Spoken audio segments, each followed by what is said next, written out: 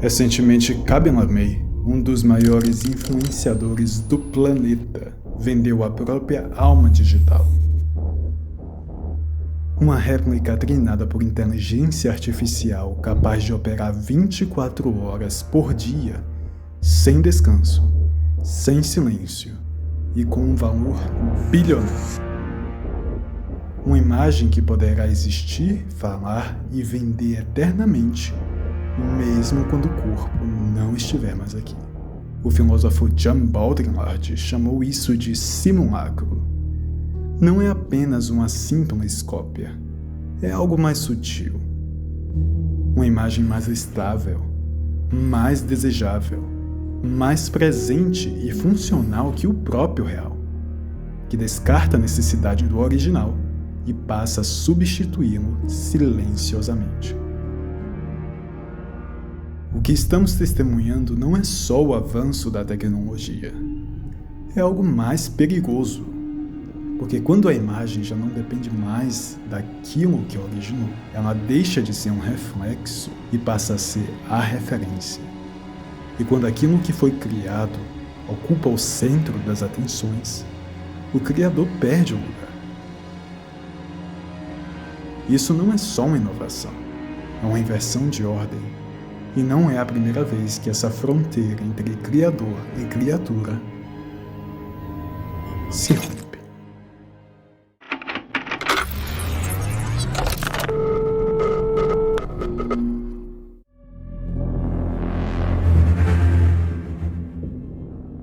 A história humana sempre foi organizada em torno de um centro.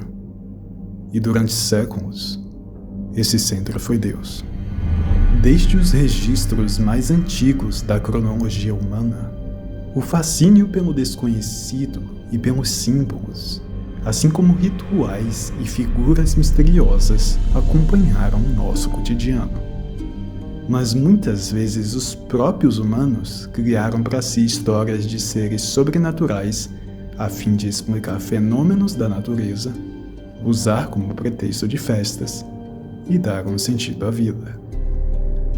O mundo era instável, mas essa narrativa sustentava tudo. Doenças, colheitas, guerras, tempestades, tudo encontrava resposta em algo maior que o homem. Fossem reais ou criados, deuses eram cultuados. Com o tempo, os deuses deixaram de ser apenas explicação de mistérios e se tornaram fundamento da política, da moral e do conhecimento. Reis governavam por direito divino. Guerras eram travadas em nome da fé. Tribunais julgavam em nome da verdade revelada. Isso organizava o mundo, mas também concentrava poder. E quando a autoridade é absoluta, ela raramente admite erro. É por isso que a mesma ideia que sustentava a ordem da sociedade também era usada para justificar abusos, perseguições, censura, execuções em nome da verdade. A autoridade divina blindava os erros humanos. Afinal, a responsabilidade era projetada em Deus. Foi nesse contexto que os intelectuais começaram a questionar e abominar todo esse sistema, rejeitando os dogmas medievais e a ideia de um Deus como centro absoluto, dando início a uma era de renascimento.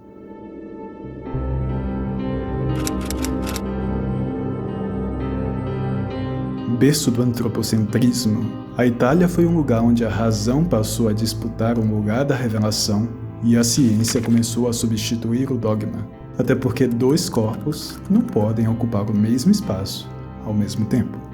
Então Deus deixou de ser o centro da existência e o homem foi iluminado pelos holofotes. O ser humano não era mais uma criatura dependente. Agora era a medida para todas as coisas e o centro de tudo. Esse movimento produziu avanços incontestáveis.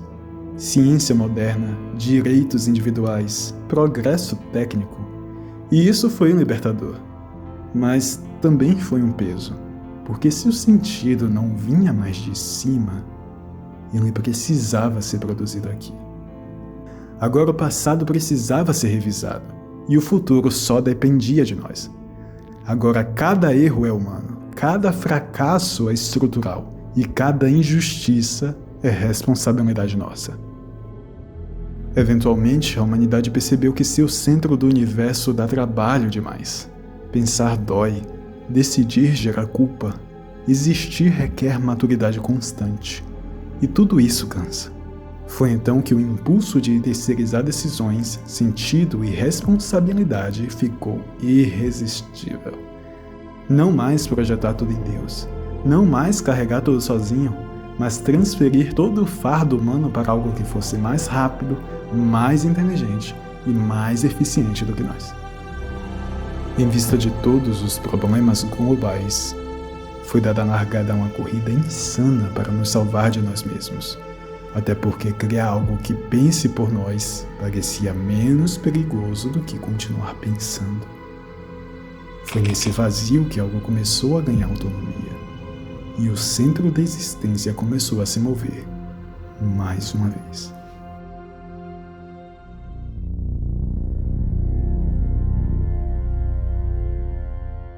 Homo sapiens sapiens. A única criatura conhecida capaz de refletir sobre si mesma. Nós observamos, analisamos, criamos e inovamos. Mas o que está acontecendo agora é algo novo. Não estamos desenvolvendo apenas ferramentas comuns. Estamos criando imagens que nos representam e, em muitos casos, melhor do que nós mesmos. Influenciadores de inteligência artificial que acumulam milhões de seguidores, contratos e admiração, projetados por equipes de desenvolvedores, estrategistas e engenheiros de prompt para gerar o máximo de engajamento. Eles não erram, não envelhecem, não existem de verdade, mas ainda assim são desejados. Há muito tempo atrás, Platão descreveu algo assustador. Dentro de uma caverna existiam pessoas obcecadas pelas silhuetas de algo que era familiar. E a luz confortável de um fogo iluminava as figuras que criavam as sombras na parede. Essas pessoas estavam presas na caverna, mas existia uma saída. O problema é que a imensa maioria preferiu aquela simulação do real porque era mais confortável que a luz do sol. E aqui um padrão se repete.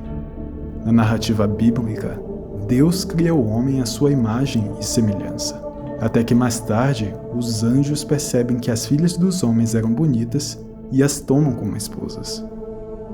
O texto sugere que esses seres superiores ficaram fascinados por projeções imperfeitas, romperam a fronteira do divino e tomaram o humano como objeto de desejo. Hoje, o homem cria imagens à sua própria imagem e semelhança e está entregando a elas identidade e desejo. Logo, todos nascem com o vício de optar pelo mais fútil diante de uma realidade complexa. E nosso amigo Baudrillard sugeriu algo ainda mais desconcertante. Chegaria um ponto em que ninguém demonstraria devoção por uma pessoa real. Porque o real falha, o real frustra e exige paciência, enquanto o simulacro não. Desde o princípio, ele é interpretado como um escape para uma realidade que exige paciência demais. Na China, jovens desempregados pagam para frequentar escritórios falsos, apenas para postar fotos e sustentar uma aparência de normalidade. Outros alugam parceiros falsos para encenar relações que nunca existiram. E existem inúmeros outros casos de vida de fachada e simulações sociais não só na China, como no mundo inteiro. Nisso, a reputação e a validação digital superam a real, e a visibilidade se torna mais importante que a virtude. Porque atualmente existir não basta, é preciso performar a existência.